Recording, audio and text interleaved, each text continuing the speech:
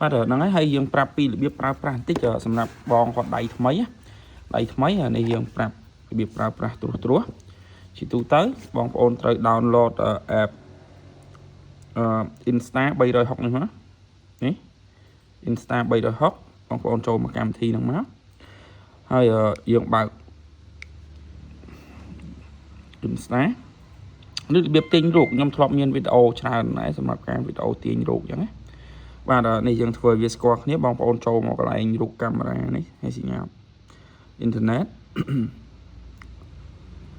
សុំចាំបន្តិច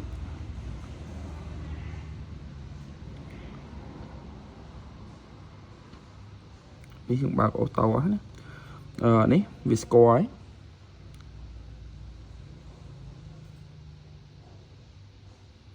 សុំចាំបន្តិចវាធ្វើការ reset ចូលគ្នាបាទយើងចុចសញ្ញាគ្រីសនេះមកអូខេឥឡូវនេះវាស្គាល់គ្នាហើយ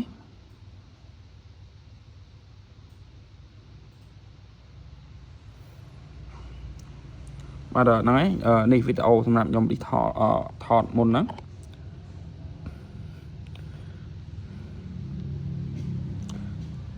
នេះវាមានការបរៀនយើងបាទពេលដែលយើងចង់ scan មើល360ហ្នឹងបងប្អូនចុចមកនេះកន្លែងយើងក៏បានឬក៏ផែនដីនេះក៏បាននេះsẽ 360ដែរនិយាយទៅ mood វាច្រើនហើយសម្រាប់យើងអាចមើលវីដេអូនៅក្នុងផ្ទាល់តែម្ដងក៏បានដែរនេះមើលដូចថាឥឡូវយើងកំពុងកាន់កាមេរ៉ាបណ្ដាហើយនៅទូរស័ព្ទបណ្ដាតែយើងគ្រាន់តែចូលគ្នាអញ្ចឹងបងប្អូនចូលមកកន្លែងរូបកាមេរ៉ាហ្នឹងមកបាទវានឹងលោតចូលក្នុងអេក្រង់ទូរស័ព្ទយើងវិញបាទនេះគឺវាលោតចូលមកក្នុងអេក្រង់ទូរស័ព្ទយើងវិញហើយតែនេះយើងប្រាប់ពីរបៀបទាញវីដេអូឥឡូវដូចវីដេអូហ្នឹងអញ្ចឹងសម្រាប់បងប្អូនចង់ទាញវាទាំងអស់មកហ្មងទាញវាទាំងអស់យកមកដាក់នៅក្នុង app របស់យើងអញ្ចឹងបងប្អូនគាត់ចុចសញ្ញាព្រួញចេញនេះមកចុចសញ្ញាព្រួញចេញនេះមកហើយយើងអាចរើសបានប្រហែល frame អញ្ចឹងទៅទាញមកប្រហែល frame export ចេញមកហើយប៉ុណ្ណឹងហើយយើងប្រាប់ពីរបៀបថតនៅក្នុងនេះទៀតនេះជាទូទៅបងប្អូនមើលកន្លែងរូបនេះគឺមានសញ្ញាកាមេរ៉ានេះវីដេអូយើងចុចលើហ្នឹងមក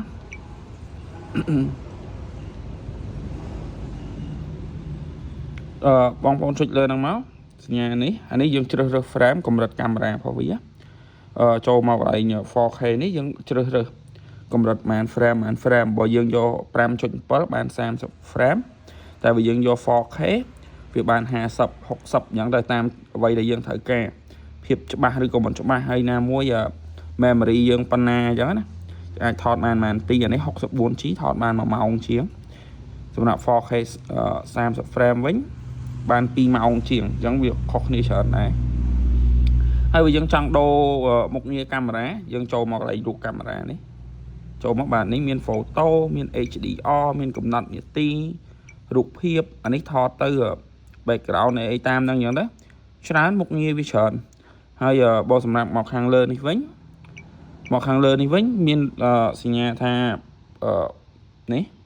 មាន360ហើយនឹង single lens អញ្ចឹងបងប្អូនចង់បាន360បងប្អូនយកខាង360 single lens យកខាង single lens មកគឺថតបានតែបង្ហៀងទេអាហ្នឹងដូរទៅមុខទៅក្រោយអញ្ចឹងទៅហើយនេះសម្រាប់យើងដាក់ដងវាមានច្រើនឥឡូវយើងយក360បាទប៉ុណ្ណឹង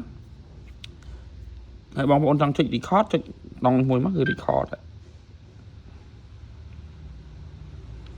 នេះគឺបាទនេះគឺវា record ហើយចុចមួយវិញគឺវាបិទ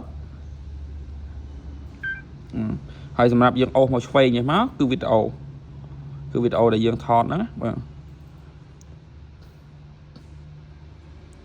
ហើយយើងអូសមកខាងលើចេះមានមុខងារច្រើនទៀតមានមុខងារច្រើនសម្រាប់ X3 អត់ចាញ់ X4 ទេមានមុខងារច្រើននៅក្នុងហ្នឹងមាន record និយាយទៅច្រើនទប់